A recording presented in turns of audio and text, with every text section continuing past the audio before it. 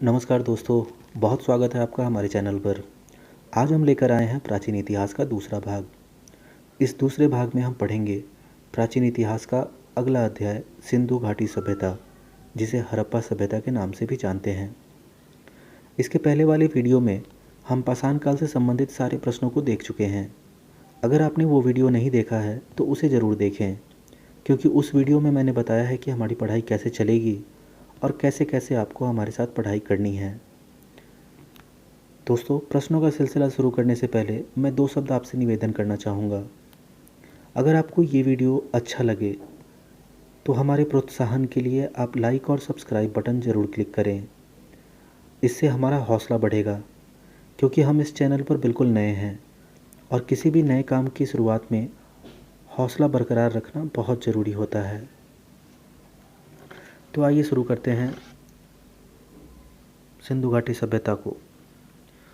पिछले अध्याय में हम लोग पढ़ चुके हैं कि इतिहास को हम लोग 3 भागों में बांट कर पढ़ते हैं: प्राचीन इतिहास, मध्यकालीन इतिहास और आधुनिक इतिहास।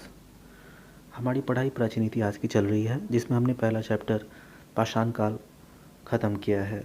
आज हम पढ़ने जा रहे हैं सिंधु सभ्यता दूसरा चैप्टर। कुल हमारे 20 चैप्टर होंगे, जिनके अलग अलग 20 वीडियो बारी बारी से आएंगे। तो आइए शुरू करते हैं सिंधु सभ्यता का पहला प्रश्न।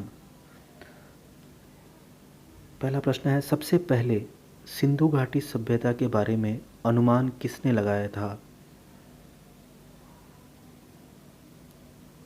इसका उत्तर हो जाएगा चार्ल्स मैसन ने, ऑप्शन ए। अगला प्रश्न है, सिंधु घाटी की खोज की शुरुआत किसके नेतृत्व में शुरू हुई थी? इसका उत्तर हो जाएगा option B, John Marshall. Harappa की खोज किसने और कब की? हड़प्पा की खोज राय बहादुर दयाराम साहनी ने 1921 में की, option C.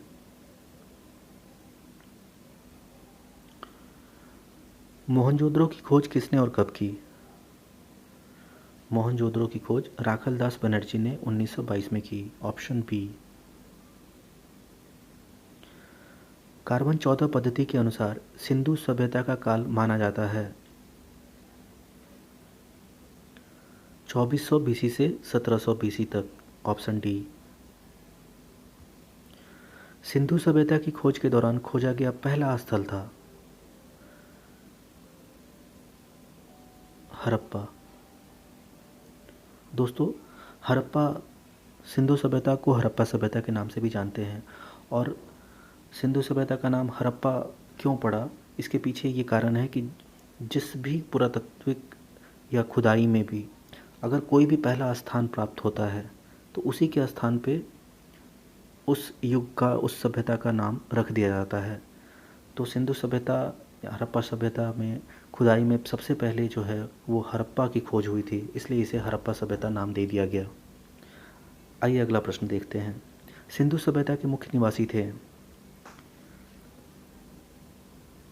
B, Dravid. Sindhu सभ्यता कैसी सभ्यता थी? सिंधु सभ्यता नगरीय सभ्यता थी।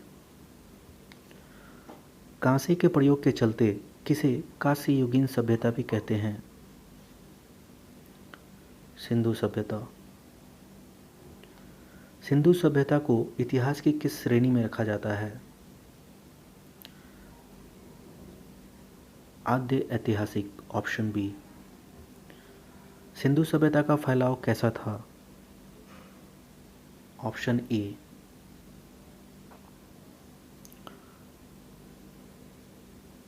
उत्तर में मांदा, दक्षिण में दाइमाबाद, पश्चिम में सुत का गेडोर और पूरब में आलमगीरपुर। मांदा जम्मू कश्मीर में है, दाइमाबाद गुजरात में है, माफ़ कीजिएगा, दाइमाबाद महाराष्ट्र में है, सुत का गेडोर बलूचिस्तान में है और आलमगीरपुर उत्तर प्रदेश में है। अगला प्रश्न है, मांदा किस नदी के किनारे है? तो मांदा जो है वो जम्मू कश्मीर में चिनाब नदी के किनारे है, ऑप्शन डी इसका उत्तर हो जाएगा। अगला प्रश्न है, सुत का गेडोर किस नदी के किनारे है? सुतका गिडोर दास्क नदी के किनारे है बलूचिस्तान में।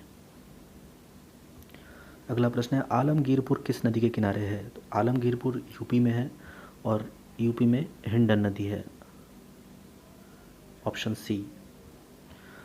दाइमाबाद किस नदी के किनारे है? तो दाइमाबाद महाराष्ट्र में है और ये है गोदावरी नदी के किनारे। अगला प्रश्न है स्वतंत्रता प्राप्ति के बाद हड़प्पा कालीन सर्वाधिक स्थल कहाँ से मिले हैं, किस स्टेट से मिले हैं? तो गुजरात से, ऑप्शन बी इसका सही उत्तर हो जाएगा। अगला प्रश्न है सिंधु सभ्यता का फैलाव किन देशों तक था? सिंधु सभ्यता का फैलाव जो था वो भारत, पाकिस्तान और अफगानिस्तान तक था, ऑप्शन सी। हड़प्पा किस नदी तट पर है? हड़प्पा जो है वो रावी नदी तट पर था। अगला प्रश्न है मोहनजोदड़ो किस नदी तट पर है? मोहनजोदड़ो सिंधु नदी तट पर। पाकिस्तान के किन 3 प्रांतों से सिंधु सभ्यता मिलती है? इसका उत्तर हो जाएगा पंजाब, सिंध और बलूचिस्तान। सिंधु सभ्यता का सबसे बड़ा नगर था? बहुत ही आसान क्वेश्चन है और बहुत ही इंपॉर्टेंट क्वेश्चन है। इसका उत्तर हो जाएगा डी, मोहनजोदड़ो। सिंधु सभ्यता का सबसे बड़ा नगर जो भारत में है, राखीगढ़ी, जो कि हरियाणा में है। कालीबंगा की खोज करता है?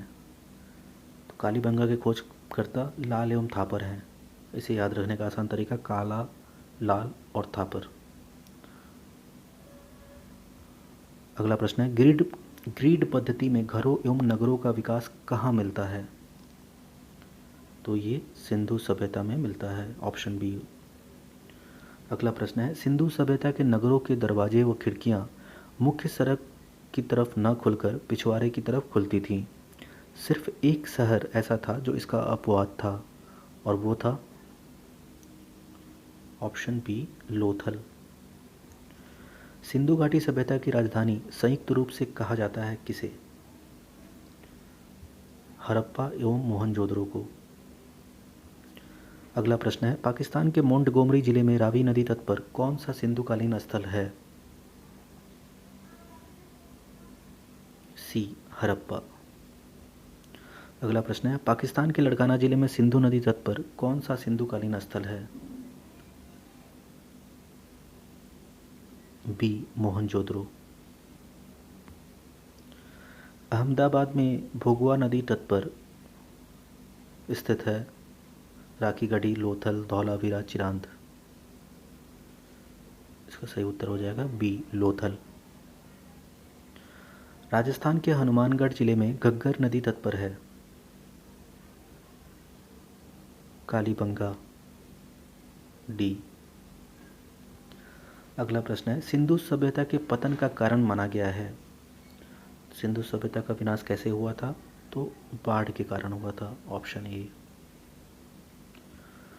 किसने मोहनजोदड़ो एवं हड़प्पा को जुड़वा राजधानी कहा है? पिग्गट ने, ऑप्शन सी। सिंधु सभ्यता में परिवार में किसकी प्रभुता मानी जाती थी? मातृसत्तात्मक, माता की मानी जाती थी, ऑप्शन बी। आग में पकी मिट्टी को क्या कहा जाता है? तो आग में पकी मिट्टी को टेराकोटा कहते हैं, ऑप्शन सी। सिंधु सभ्यता की मुख्य फसल थी? सिंधु सभ्यता की मुख्य फसल गेहूं एवं जौ। मातृदेवी पूजा के प्रमाण कहाँ से मिले हैं? मातृदेवी पूजा के प्रमाण मोहनजोदड़ो से मिले हैं। उर्वरता देवी की पूजा के प्रमाण कहाँ से मिले हैं? हड़प्पा से, ऑप्शन ए। अगला प्रश्न है पशुपतिनाथ की मूर्ति जिनके चारों ओर पशु बैठे हैं कहाँ मिला है? ऑप्शन बी, मोहनजोदड़ो से। मेसोपोटामिया के अभिलेखों में सिंधु सभ्यता के लिए प्रयुक्त शब्द है? Option A, Meluha. अगला प्रश्न है, स्वास्तिक चिन्ह किस सभ्यता की देन है? सिंधु सभ्यता की देन है, ऑप्शन डी। सिंधु सभ्यता के लोग किस पशु की पूजा करते थे?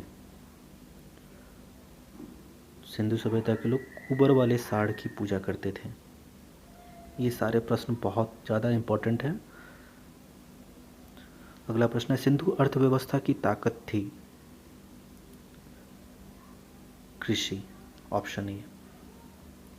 हड़प्पावासी किस वस्तु के उत्पादन में अग्रणी थे? हड़प्पावासी कपास के उत्पादन में अग्रणी थे, ऑप्शन डी। भारत में चांदी की उपलब्धता के प्राचीनतम प्रमाण मिलते हैं, किस युग से मिलते हैं? तो इसका सही उत्तर हो जाएगा ऑप्शन बी, हड़प्पा संस्कृति से। नखलिस्तान सिंधु सभ्यता के किस स्थल को कहा गया है? नखलिस्तान कहा गया है मोहनजोदड़ो को, ऑप्शन डी। सिंधु सभ्यता के उत्खनन से प्राप्त मोहरों पर किस पशु का चित्र है? ऑप्शन डी, बैल। हड़प्पा सभ्यता में मिट्टी के बर्तनों पर कौन सा रंग चढ़ाया जाता था? इसका उत्तर हो जाएगा डी, लाल। चन्हूदरो के उत्खनन का आदेश किसने दिया था? चन्हूदरो के उत्खनन का आदेश J.H. मैके ने दिया था, ऑप्शन डी। कौन सा शहर घग्गर और उसकी सहायक नदियों की घाटी में स्थित है? इसका सही उत्तर हो जाएगा सी, बनावली। हाल में कहाँ से उत्खनन से मानव समाधान प्राप्त हुआ है? तो ये हुआ है सनौली से, ऑप्शन ए। किस पशु का अंकन हड़प्पा की मोहरों पर मिलता है? बैल, हाथी, भेड़ या उपयुक्त तीनों? तो इसका सही उत्तर हो जाएगा उपयुक्त तीनों। सिंधु घाटी सभ्यता को आर्यों से पूर्व रखे जाने का कारण है? इसका सही उत्तर हो जाएगा मृदभांड। किस स्थल से पाषाण संस्कृति से लेकर हड़प्पा तक के सांस्कृतिक अवशेष प्राप्त हुए हैं? Mehrgarh, option A. सैंधववासी मिठास के लिए क्या प्रयोग करते थे? इसका सही उत्तर हो जाएगा शहद, ऑप्शन बी। अगला प्रश्न है, सिंधु सभ्यता से किस वस्त्र का प्रमाण मिला है? सिंधु सभ्यता से सूती वस्त्र का प्रमाण मिला है। सिंधु सभ्यता और मेसोपोटामिया के बीच व्यापार किस बंदरगाह से होता था? दिलमुन बंदरगाह से, ऑप्शन डी। सिंधु सभ्यता के मापक किस गुणज भार के थे? इसका सही उत्तर हो जाएगा 16, ऑप्शन सी। हड़प्पा के ईंटों का माप था? सही उत्तर हो जाएगा 1:2:4 के अनुपात में थे। दोस्तों, ये था हमारा आज का सिंधु सभ्यता का 58 प्रश्न। और आगे जो हम दो चार्ट आपको देने जा रहे हैं, ये 2 चार्ट याद करके तकरीबन 40 से 50 प्रश्न आप आसानी से याद कर सकते हैं। तो आइए देखते हैं उस दोनों चार्टों को। पहला चार्ट है सिंधु सभ्यता के प्रमाण जिन शहरों से मिले हैं उनके नाम। तो पाकिस्तान से कौन कौन से शहर थे और भारत से कौन कौन से शहर थे, और वो शहर किन किन राज्यों से संबंध रखते थे या रखते हैं, उनका विवरण है। इनसे जोड़कर काफ़ी प्रश्न पूछे जाते हैं। तो इस चार्ट को बिल्कुल जैसा है वैसा ही आप एक पेज पर लिखकर अपने पढ़ाई वाले रूम में दीवार पर चिपका दें। उससे यह फ़ायदा होगा कि आपको देखते ही देखते दिए गए दोनों चार्ट आसानी से याद हो जाएंगे। और मैं आपको बता दूं कि ये दोनों चार्ट अगर आपने याद कर लिए तो आपके 40 से 50 प्रश्न आसानी से याद हो जाएंगे, जो अक्सर किसी भी कम्पिटिटिव एग्ज़ाम में पूछे जाते हैं। और अगर आपको ये चार्ट क्लियर ना दिखे तो इसका स्क्रीनशॉट लेने के बाद आप इसे बड़ा कर कर देख सकते हैं। और दूसरा चार्ट हमारा है, तो पहले चार्ट में हमने देखा कि पाकिस्तान में पंजाब, सिंध और बलूचिस्तान से सिंधु सभ्यता के प्रमाण मिलते हैं। उसमें भी पंजाब से हड़प्पा, सिंध से मोहनजोदड़ो, चन्हूदरो, कोटदीजी, बलूचिस्तान से सुतका गेडोर। भारत की बात करें तो जम्मू कश्मीर में मांदा, रोपड़, संगोल और ददेरी पंजाब से संबंधित हैं। बनावली, राखी गढ़ी, भगवानपुरा हरियाणा से संबंधित हैं। कालीबंगा, बालाथल राजस्थान से। आलमगीरपुर, संगौली, बड़गांव उत्तर प्रदेश से। महाराष्ट्र में दाइमाबाद है। और लोथल, सुतकुदा, धौलावीरा, रंगपुर, भगतराव, रोजदी ये गुजरात में है। तो कई बार इनसे बहुत सारे क्वेश्चन पूछ लिए जाते हैं, जैसे लोथल कहाँ है, तो गुजरात में।